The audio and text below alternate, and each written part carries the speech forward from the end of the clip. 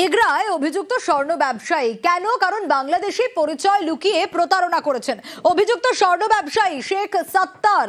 সেই শেখ সত্তার পলাতক কিভাবে এই প্রতারণা সে করত?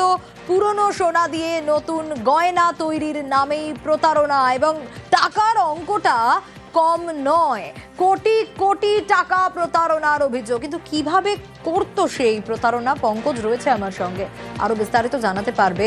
পঙ্কজ, কতদিন ধরে, একে তো বাংলাদেশি পরিচয় লুকিয়ে এই কাজ সে করতো, এই প্রতারণা কতদিন ধরে চালাতো, কিভাবে চালাতো?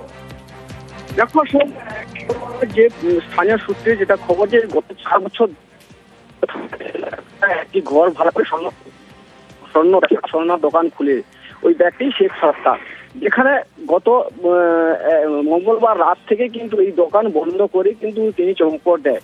এলাকাবাসীরা জানতে পারেন যে যেখানে এতদিন ধরে দোকান করে এসছে এবং পরিচিত, এবং যেখানে অর্জন করেন এবং বিশ্বস্ত অর্জন করেন, তাই অনেকেই কেউ মেয়ের বিয়ে দেবে তার জন্য সোনা তৈরি করার জন্য পয়সা জমা দিয়েছে, আবার কেউ পুরনো সোনাও দিয়েছেন তো নতুন তৈরি করার জন্য। সেক্ষেত্রে রাতারাতি এই শেখ সত্তার নামে ওই ব্যক্তি কিন্তু উধাও হয়ে যায়। যেক্ষেত্রে ঘটনার স্থলে যেখানে স্থানীয় যেখানে গ্রাহকরা তারা আসেন দোকানে, যখন দেখেন তালা বন্ধ, সেই ক্ষেত্রে কিন্তু পুলিশ আসেন ঘটনাস্থলে।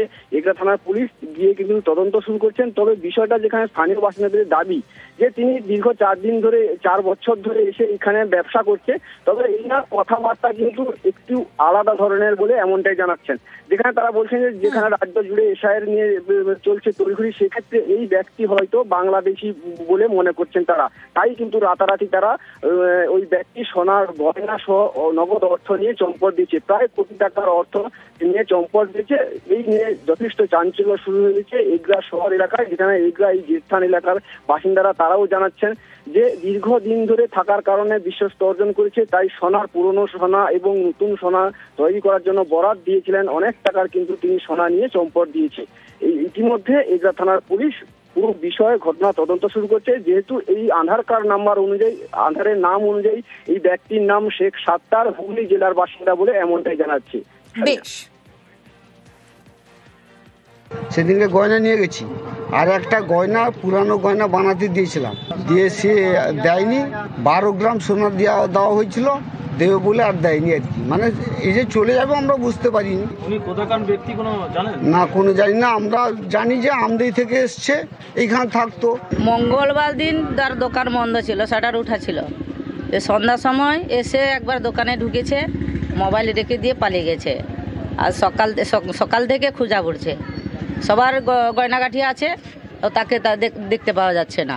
থানা থেকে লোক এসেছিল, এসে দেখে ওরা চলে গেছে। ও তো বাসিন্দার কোথায় আছে আমরা জানি না। হুগলি বলে না, ধুলাগড় থেকে নেমে যেতে হয়। তিনি যখন এসছে এখানটায় বোধহয় 5 বছর মতন হয়েছে এখানে দোকান খোলা।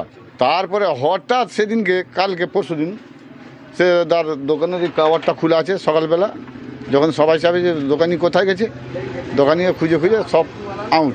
তারপরে লোকগুলো এসছে, আসার পরে বলছে, কে বলছে আমার 4 লাখ, কে বলছে আমার 6 লাখ, কে বলছে আমার 7 লাখ, এইরকম করে সবাই কাছ থেকে সে টাকা ঝেড়েছে।